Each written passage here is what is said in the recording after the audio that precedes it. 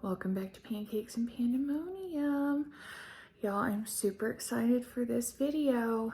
This is a collaboration with my friend Desiree, aka Mama Friendly, and Ellie from DIY from House to Home. And they are hosting an Easter potluck collaboration. So I will have the playlist linked down in the description box as always, so you can go check out all of the amazing inspiration that is going to be in this collab, because I'm always blown away by what there is. And if you are coming over from either of their channels, welcome. Thanks for coming by, and I hope you get some great inspiration from my channel. Today I am bringing you 3 dessert recipes with like different levels of commitment. So, you know, we are all in different seasons of life, and sometimes the season changes from day to day, week to week, hour to hour. So there are 3 different ideas, you know, that maybe fit into a different season, different timeline, different, just, you know, we all have stuff going on and you just never know. And other times, you know, we have more time to invest in a dessert or a side dish or whatever. So I got 3 for you today. So I hope you come away with some inspiration and some ideas. So let's get cooking. All right, for starters, we are going to make a carrot cake cheesecake. So we're going to start with the cheesecake part. I've got 3 bricks of cream cheese in my mixer, and we're going to just start whipping those up. Normally, I would use the paddle attachment for this, but we are reorganizing a bunch of things and I couldn't find it. So the whisk worked just fine. So you'll see. It's fine. But we really want to get that working for a few minutes. And then you're going to add 2 eggs, and don't adjust the color on your screen. They are really that bright, dark yellow. Those are eggs from our chickens in the backyard, and they really just give us beautiful, beautiful eggs. They really are that pigmented. We get delicious eggs, and this really turned into a really beautiful colored cheesecake. So, and then next we're gonna add a can of sweetened condensed milk. Yeah, finally was like, okay, we're gonna take this off the mixer and just scrape it in there. While I stopped, I went ahead and took a minute to scrape the edges down so that everything got, you know, well incorporated. And then we put it back on the mixer and just let it go for a couple minutes. You see it's lighter in color, gets a little fluffy. I went ahead and added some vanilla at this point, probably like 2 teaspoons worth, you know, just a couple splashes. Just do what feels good to you. Okay, now we're going to take it off the mixer, and we are going to add in 4 tablespoons of flour. I have these like scoops. They're like 2 tablespoons. So I did 2 of those. And we want it off the mixer because we really don't want to develop a ton of gluten. We just kind of want to mix that in just so. Like, we want it just mixed in. We're not trying to mix it super heavily or anything. I really love this step. When we lived in Magna, Utah, there was a Mexican grocery store not far from us, and they had a bakery in the back, and they sold a cheesecake back there, and it was a denser, chewier cheesecake, and I just absolutely loved it. And so this kind of reminds me, it's kind of a nod to that. Okay, so when that's done, we're going to set it aside for a minute. We're going to whip up the crust real quick. We're going to start with a package of carrot cake mix. This time I was using Betty Crocker, but I usually have whatever was on coupon sale or whatever was cheapest. It just depends on, but if it was in my pantry, I have it because it was the cheapest at the time. All right, and now we're going to add 2 eggs. Miss Emily wanted to help. So a good tip when you have kids helping, if you don't know, have them crack the egg in a separate bowl one at a time. It's actually a good tip for anyone at all because you just never know, but especially for kids. That way if they get a shell or something in it, you can just catch it, no big deal.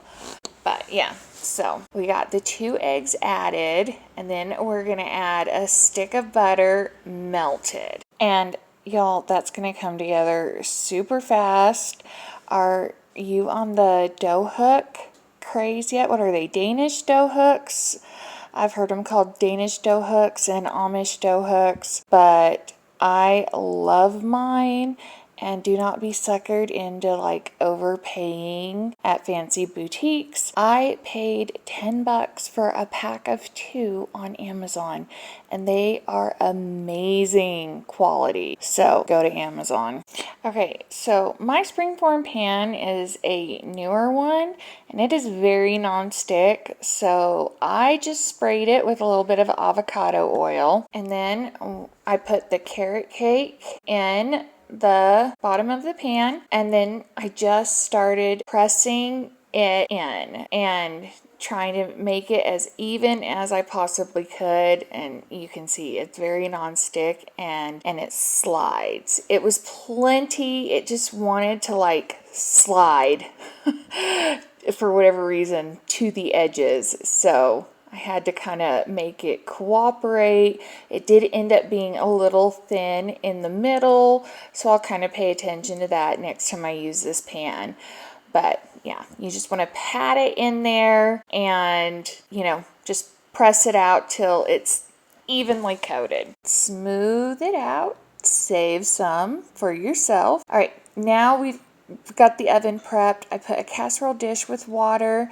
And now I put it in room temperature and let the water heat up while the oven preheats. I don't like messing with hot water. So we're going to stick our cheesecake in there. The water's created a humid environment. We're going to cook it for about 45 minutes to an hour, depending on your oven, at 375. Okay, and I definitely could have taken that out 7 to 10 minutes earlier, but it's fine. It's not burnt or anything. And right when you take it out of the oven, I need a cooling rack. Leave it alone for about 15 minutes. Okay, you can see mine pulled away from the sides pretty good, but you're going to run a butter knife around the edges, and then it should release from the edges. It was clean. Nothing was stuck to the edges. You can see the crust in the cake. So beautiful. But then you're going to leave it alone to cool completely, and then I'm kind of trying to show you where you can see the crust. But yeah, you want to let it cool completely before you stick it in the fridge. Okay, you really want it to cool at least 4 hours. 6 to 8 or overnight is ideal. Yeah, look what one of my kids did. Holy crap. So like I said at the beginning, I am going to give some of it away, but coincidentally, we've got to keep half the cake now. So now we're going to come over and make cream cheese frosting. I'm not going to use as much as I would if I were making a layer cake or anything. So it's a small batch, a stick of butter, and a brick of cream cheese for starters. Oh, yep, we found the paddle attachment, and a splash of cream cheese. We're going to let that mix and get like nice and incorporated. Okay, once those are good, I'm going to add some powdered sugar. This is a 2-pound bag, so I'm adding about half. I want about a pound of powdered sugar. And then I'm just going to turn it on low and let it go. In my experience, especially with a KitchenAid, that's all good frosting needs, is just to kind of be left alone. So I came back to it, scraped the sides, decided it needed a little more powdered sugar, and same thing, I added about a cup more and then just walked away and left it alone. Okay, so now I gotta figure out what I'm gonna do about this cake. Ideally, I would frost the cake and put a design in the middle, but ultimately I decided to design each piece for the neighbors we're giving it to, which is a possibility in a potluck situation. Cut it in squares or mini triangles or, you know, whatever. But we're gonna put frosting on each piece. So you can see the carrot cake running through it and the cheesecake. Then I took some white cotton candy and I'm trying to fluff it out. I found from the middle section worked better to make it look like a nest. And I would have, this is what I would have done bigger if I had decorated the whole cake. And then I took robin's eggs, I love robin's eggs, and put a couple in the middle. And then I opened a little, like, I think they're lint bunnies, one of the minis, and set him off to the side. Now, if I had decorated the cake in its entirety, I would have sat them like around. But since I did it this way, I just put one off to the side. And you guys, isn't that cute? And just not to leave you guys hanging, this is what the other half looked like. So lots of ideas. And guys, it is not just cute, it is delicious. Okay, on to our next dessert. And we are going to start with boiling some water. We are going to make an orange creamsicle pie, and you guys, it is going to take no time at all. We are going to start with 8 ounces of boiling water and a package of Jell-O. We're going to whisk those together and then we're going to leave it alone until it is completely cool. That is one of the tricks to this. So maybe, 10-15 minutes.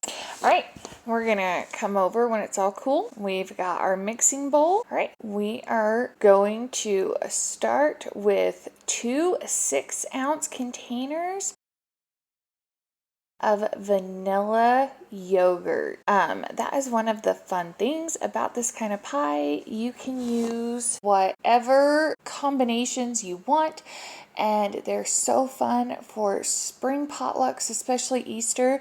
You will see the colors are just beautiful. And you can use sugar-free yogurt, you can use Greek yogurt, sugar-free Jell-O. The options are actually endless. My husband really loves that creamsicle combination, so I did orange and vanilla for him. That's 2 6-ounce containers of yogurt. I wanted that vanilla flavor to come through with the orange, so I added a splash of vanilla. Now we're going to add our cooled Jell-O mixture and we're going to mix it all together. Once it's all combined and beautiful, we're going to mix in the Cool Whip, just an 8-ounce container. And it, all the recipes that I saw, I went over a few recipes because I had remembered these pies. My ex-sister-in-law used to make these quite a bit when she was doing Weight Watchers. And so I was kind of trying to remember them. So I went through different recipes and none of them said whisk or fold. And there were several different versions. So you just mix it in and then you divide it up into your pie crust. And this fills 2 pie crusts.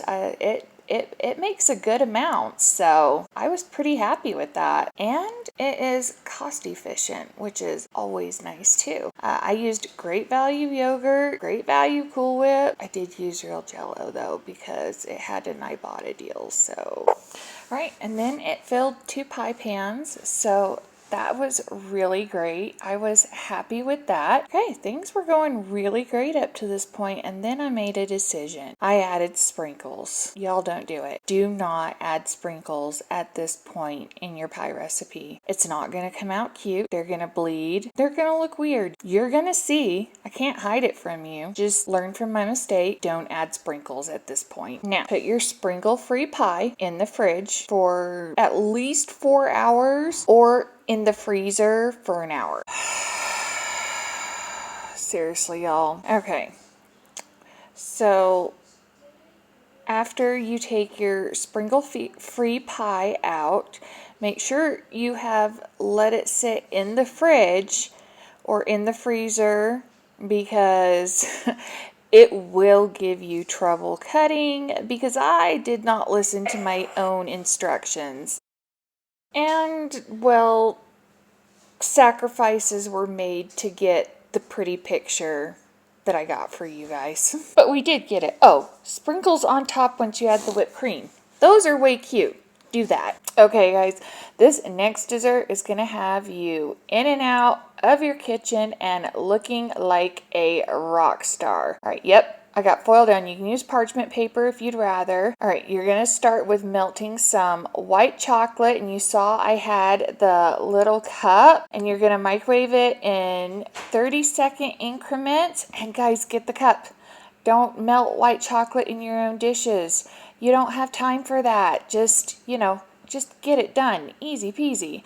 Now, if it is being difficult and seizing up, like it just right from the get-go was not cooperating with me, I have a trick for that. Okay, I got out my coconut oil and it just kind of got a little bit.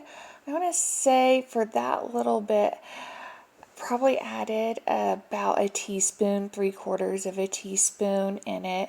And I did not even have to pop it back in the microwave because the chocolate was hot. It just melted right in there. And look, the chocolate just started, like, it got smooth and glossy and started cooperating. Okay, and here's what we're going to do. Yep, we are going to dip Madeleines in white chocolate. They are beautiful. They look like spring. My kids were commenting that they looked like bunny feet. And we're going to dip them in chocolate about 1/3 of the way to half of the way, just whatever you are feeling. And the nice things about Madeleines is they're available tons of places. Guys, I got these at Walmart, but they still feel fancy and nice. But, maybe you work by a bakery or a La Madeleine or someplace where you can get them, and that's fantastic too. And then you're just going to add your choice of finishing touches. I'm adding some really cute spring sprinkles. We have fully recovered from the whole sprinkle debacle from the last dessert. And because we are extra and we know it, some edible glitter. And guys, edible glitter can be found at Hobby Lobby, Michael's, Joann's, Amazon, maybe even Walmart. It's pretty easy to find nowadays, and luster dust, anything like that, if you want to add it, or you can just do sprinkles, sanding sugar. There's tons of options. Em got a little crazy with the purple, as you see. But y'all, these don't take any time, and if you need to speed up the chocolate setting time, pop them in the freezer for like 5 minutes. And then figure out how you want to arrange them. I put them on this bunny platter on some cotton candy and a couple of extra sprinkles, and boom, done. Cute, easy, super simple, fast dessert for potluck, and it looks special. Done and done. Okay, well, that's all I got for you today. I hope you enjoyed it. I hope you like this video and subscribe before you go, because I got more great ideas where that came from. And I've got so many fun videos coming up that I can't wait to share with you. And I can't wait to see you back here again. Like I said in the introduction, the playlist is linked in the description box, and I really hope you check it out.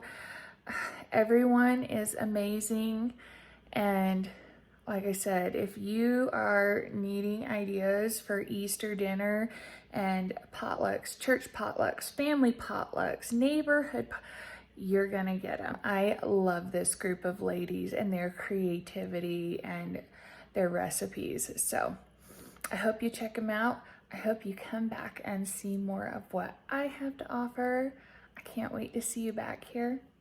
See you soon. Bye.